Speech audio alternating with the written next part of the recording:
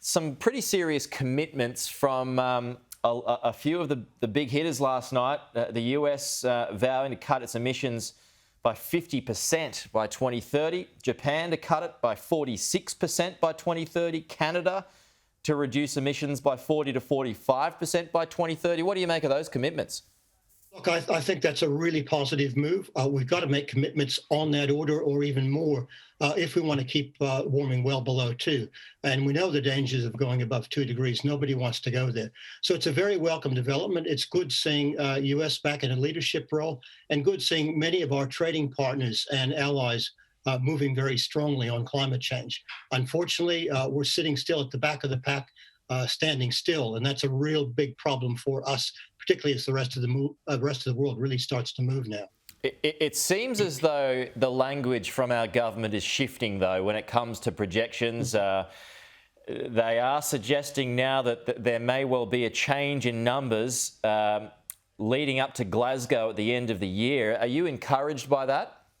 Look, I think if we do make much more vigorous and ambitious pledges by Glasgow, that would be a good development.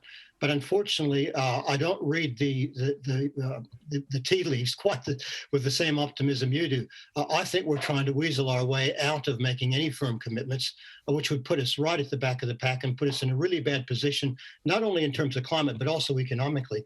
You mentioned Japan dropping their emissions by 46%.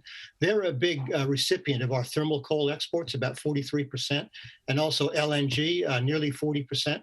So if they're moving away from fossil fuels, that's going to be an economic hit for us. So I think we've got some serious issues here that we have to deal with very quickly. Are you buying the fact that China says that it wants to be carbon neutral by 2060, or do you believe that they're kind of getting a free pass? Look, I think they should move that forward if they possibly can to at least 2050 or better. They're not going to, though. Well, they realize that they are really vulnerable. Northeast China is one of the areas that's drying out because of climate change. That's their food bowl. They have a lot of infrastructure in cities on the coast, so they're vulnerable to sea level rise. So they have this dilemma. They still need to bring a fair bit of their population out of poverty, but at the same time, they're highly vulnerable to climate change. So I think they're in an interesting position. I would hope and expect that they would tighten up and increase their commitments over time. Well, they say that their emissions aren't going to peak until 2030. Yes, that's a worry because they are now the world's biggest emitter. Hopefully they can bring that forward as well. So yes, that's a big issue that the world does indeed have to deal with. But I would expect that wealthier countries that have much higher per capita incomes than China, need to do the heavy lifting. And of course, we sit in that category. Well, what do you make of some of the claims that Scott Morrison said last night? He says we are on the path to net zero.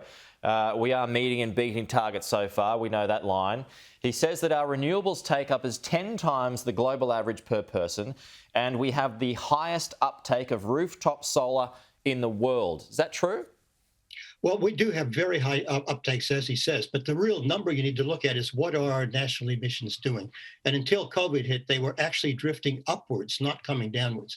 That's the big ticket item, and we've got to get those emissions down very fast. That takes national coordination, national leadership, working with states, working with sub-state jurisdictions like councils and so on. It's all hands to the wheel to get our emissions down. And unfortunately, the leading participant, our national government, is still standing still. That's the real problem we face. We really do now have to move quite vigorously this decade.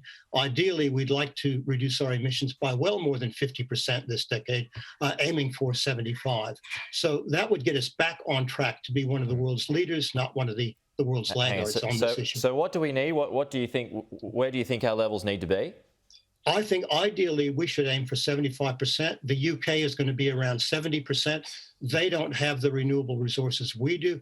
We have enormous economic and employment opportunities to really move very quickly on renewables and then decarbonizing other aspects of our 75% economy. By when? 2030. And net zero by 2035. That is feasible. ClimateWorks have crunched the numbers, and we could actually gain economic benefits out of this. but we have to move vigorously and fast with national leadership if we're going to do this. And I'm sure you would agree with a lot of critics overnight. Oh, New Zealand Prime Minister Jacinda Ardern, Greta Thunberg as well, suggested that subsidies need to be taken away from fossil fuel industries. Is that something that you would support as well, obviously? Absolutely, and I think most economists would too, that you would want an even playing field here. And that would be a good first step. There's a lot of things we can do without taxes. And of course, Scott Morrison said no taxes. No taxes. But there are many levers that the federal government could use to get emissions down, to support new industries, to support employment, and to support regional Australia, which could benefit from the renewables boom.